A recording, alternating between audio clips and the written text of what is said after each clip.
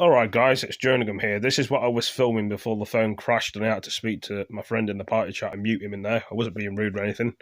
I was trying to film a video, so this was what I was filming before it went off and crashed. So I'm going to put it back on again. So yeah, at least I'm clearing it up. Anyway.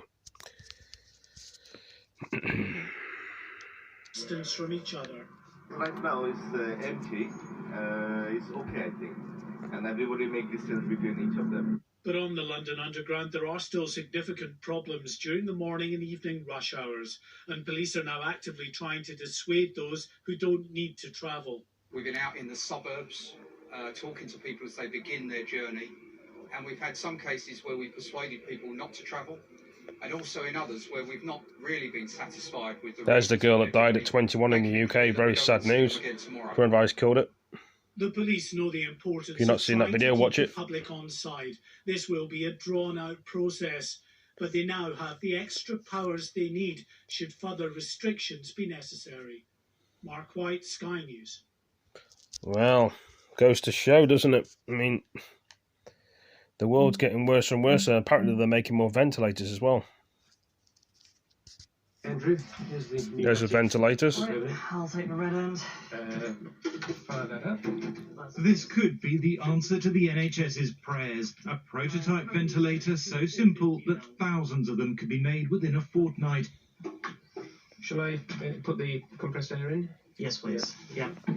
Fast enough to meet the expected surge in patients critically ill with coronavirus. You ready to intubate? It's the first time it's been tested on a medical dummy. And it works, the chest rising and falling. All controlled by a jumble of wires and electronics for now, but Sony has offered to turn them into a mass-produced circuit board, 5,000 of them a week. If this is something you can knock together in a weekend, mass producing it will be dead simple. We can go from this little rat's nest to a very clean PCB circuit board in the space of a couple of days. A week ago, engineers and anaesthetists at Oxford University started to brainstorm the government's urgent call for more ventilators. Their stripped-back design lacks the bells and whistles of modern machines. Compressed air squeezes a bag in a box, blowing oxygen into the lungs reliably and safely. We have gone back to basics. We've gone back to probably the state of ventilators 10 or 15 years ago, which is no big problem. We've also used components that we already have on the shelf. We've repurposed them. It can't break, there's no motors to burn out, there are no moving parts to snap. And it can be assembled very easily by anyone with the plans we're going to make freely available to any fabricator who we can get on board. It's simple, but it will keep people alive. COVID-19 has overwhelmed well-resourced hospitals in northern Italy, alarming doctors in Britain. The NHS has just over 8,000 ventilators. The government says 30,000 will be needed. Innovation is needed in ventilators and ventilator production, and so we're working very hard to work with the business community, who are really putting their fingers out on a whole variety of fronts to help build new ventilators and make sure that as many are available as possible. But I mean, to be honest, there isn't a country in the world that has the stocks of ventilators that are needed when you have a pandemic like this. The Oxford team pitched their design to the Cabinet Office on Monday. 2 hospitals are on standby to test it on coronavirus patients. It might be simple, but in the coming weeks, it could be a lifesaver. That could work. Oxford. Like I said, it may help a lot of people as well. Coronavirus did 2/3 of us already. The country is in lockdown and we're making huge personal sacrifices in our everyday activities. But Oxford University scientists believe 2/3 of us may already have had the virus, perhaps without symptoms, and are therefore immune. So how do they work this out? Well, they assume that one person will infect 2¼ others on average, so the virus quickly spreads. And they assume one person in 1,000 is at risk of severe disease. Now, running the numbers, they conclude the virus started spreading on the 27th of January, 4 days before the first confirmed UK cases on January the 31st, and 38 days before the first death on March the 5th. Now, their math suggests that on the 19th of March, more than 45 million people will have had the infection.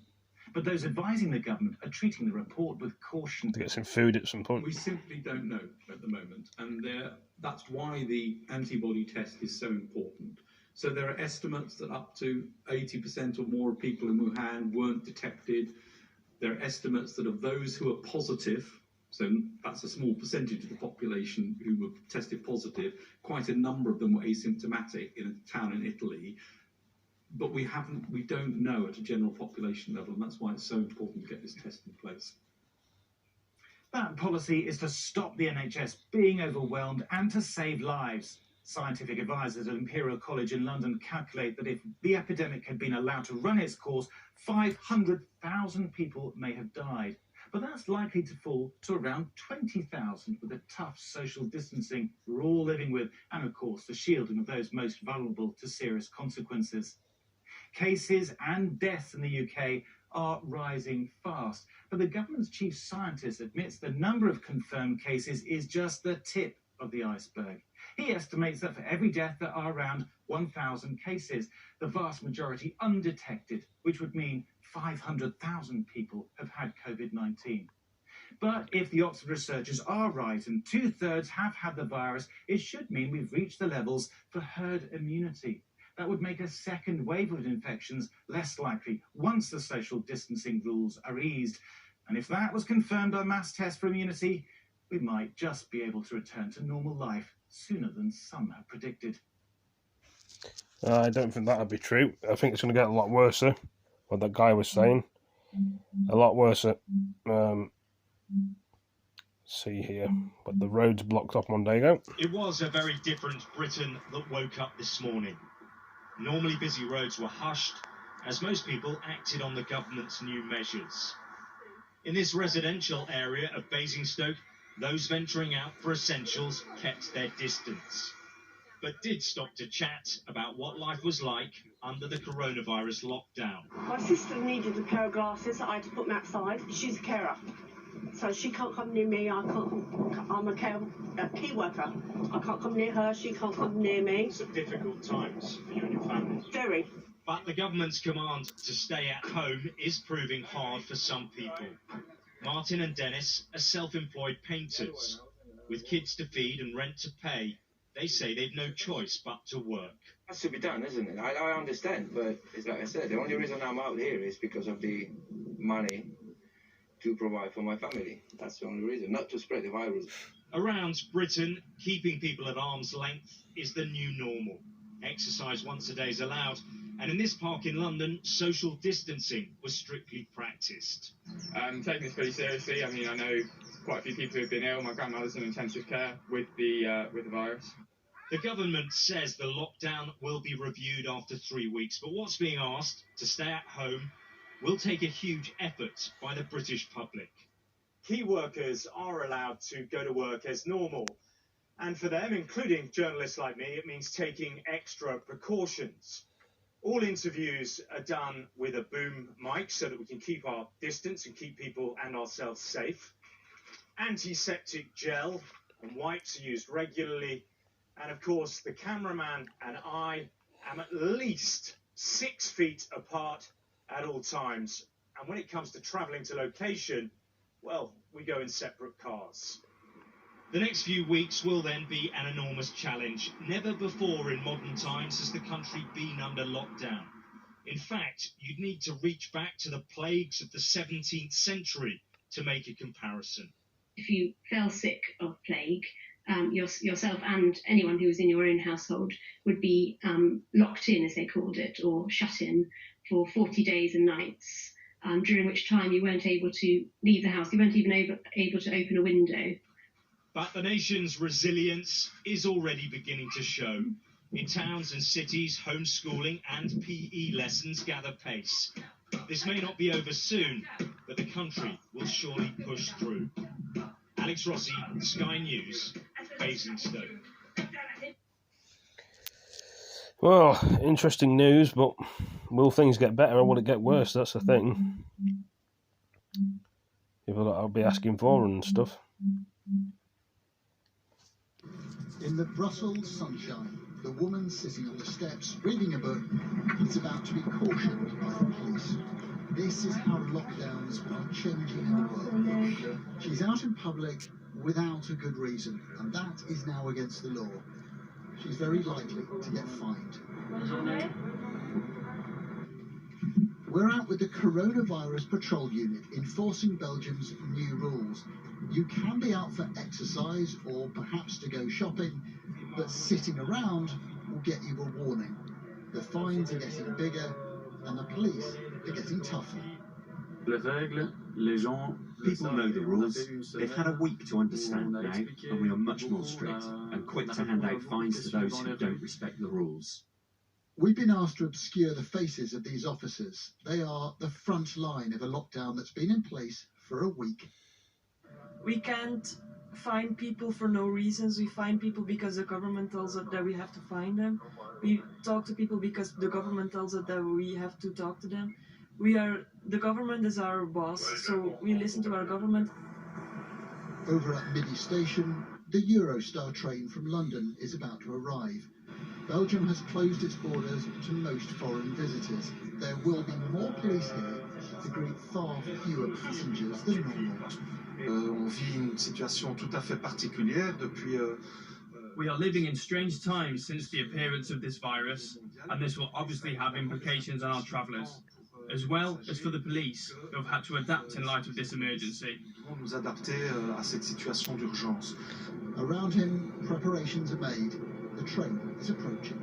The queue over there is for people who are not residents, and they are being asked exactly what they're doing in this country. If they're tourists, for instance, they won't be allowed entry. There are about 55 passengers on this train, and they've been greeted by 16 armed police officers. The checks here are thorough. Documents and evidence are expected. Each person is spoken to in depth. Among the arrivals, a familiar face, Britain's ambassador to the European Union, himself questioned by the Belgian police. If that's what the authorities think we should be doing, I haven't heard anybody complain, and I think everywhere we need to follow what respective authorities say. Back in the middle of the city, the coronavirus team now patrolling by car. This is the reality of lockdown in Western Europe. Belgium hasn't become a police state, but it is different. It's not life as we knew it. Adam Parsons, Sky News, Brussels. What kind of world are we living in? It's getting worse and worse. I mean, just trying to think what else I can film in here and put onto YouTube. See the figures of the updates of the coronavirus today, which would be on the news somewhere. Vast majority undetected. Let's see the total of numbers. 500,000 people have had COVID-19. But if the Oxford researchers are right, and 2/3 have had the virus, Pandemic Sky News understands more than 500,000 people have now signed up for work as volunteers to help fight the COVID-19 outbreak.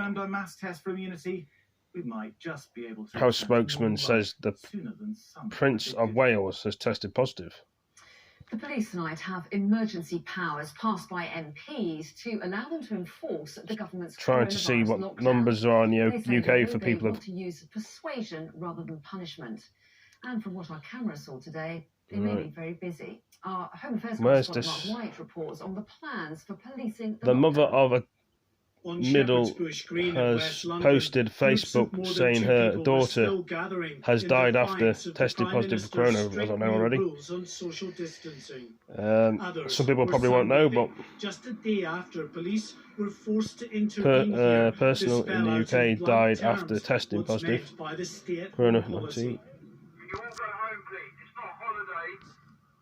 British Transport Police officer will be patrolling the rail network remaining that only those make using the tube and trains. But we need the numbers of how many corona cases are in the UK, so I think it's like over 400 and something.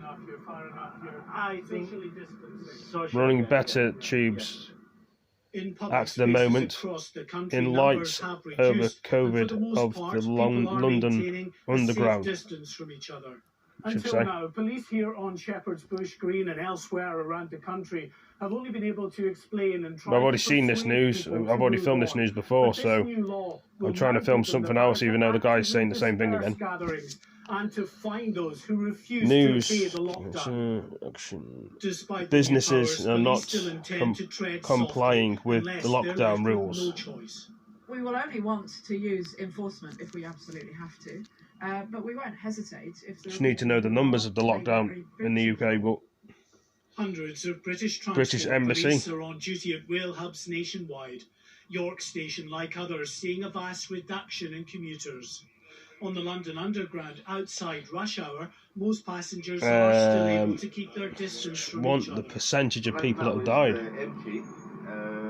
And it's not nice to see all these deaths in the UK and any other country, but I just want to know. It gives me a rough idea how many have died in the UK. Rush hours, and police are now actively trying to dissuade those who don't need to travel. We've been out in the suburbs.